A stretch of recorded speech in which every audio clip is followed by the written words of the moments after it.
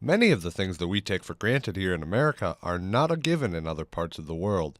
Water coming out of a faucet, sufficient shelter that keeps the rain off our heads, and the ability to heat things quickly are typically readily available. However, there are millions of people worldwide who do not have these luxuries. Helping those in ways they cannot help themselves is a key focus of the worldwide group, Engineers Without Borders. Oklahoma State is one of nearly 300 chapters of EWB located in the United States.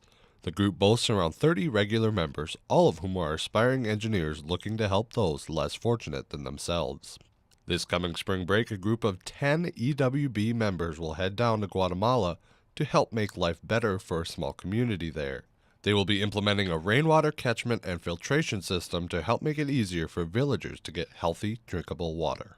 Shannon Landreville is the lead for the project, and she said she looks forward to helping the villagers get the clean water they desperately need.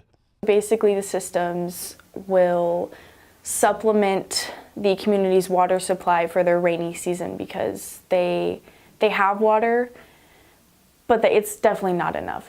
The system is designed to be built on top of already existing structures like this school. Using this system will help make gathering water much safer and easier for the villagers. The rainwater will fall on the roof and it'll slide into the gutters that we implement, and that'll flow into our PVC piping system into a first flush valve diverter, which basically collects all the debris that we don't want in their drinking water. And then from there it'll flow into our water holding barrels, and that's where the community can access the water. For those who have grown up in the United States, it can be tough to prepare for what you may find in a foreign country. Shannon's first trip outside of the country was on an assessment trip in 2016 to the tiny community. It was kind of nerve-wracking. I've never been out of the country before, so I was very nervous, but also really excited.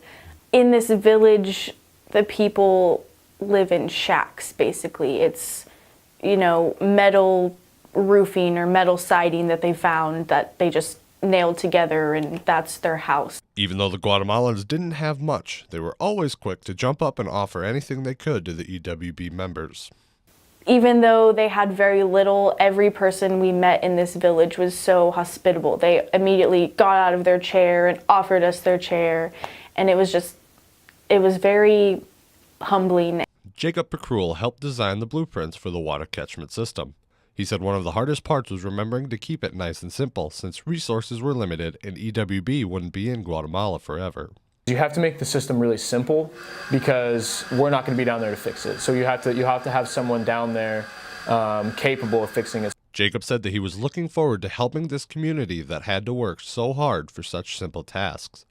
To use the bathroom, they have to go down to the river, get water, bring it back up so they can flush the toilet. Jacob said he wants to work with water professionally, so joining this team was a no-brainer for him.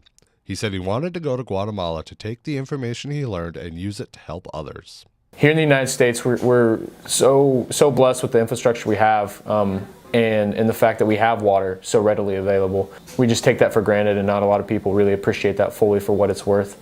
EWB chapters typically have two mentors, a faculty mentor and a professional mentor. Both mentors typically sit back and let the students do the work while providing a guiding hand when it is required.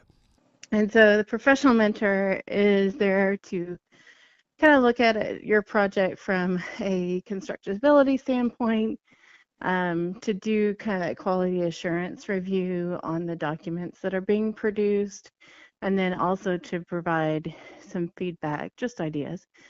While most students can't wait to get home for the final break in the spring semester, these 10 people will sacrifice their break to help the less fortunate and put their talents to work in some of the best ways they know how.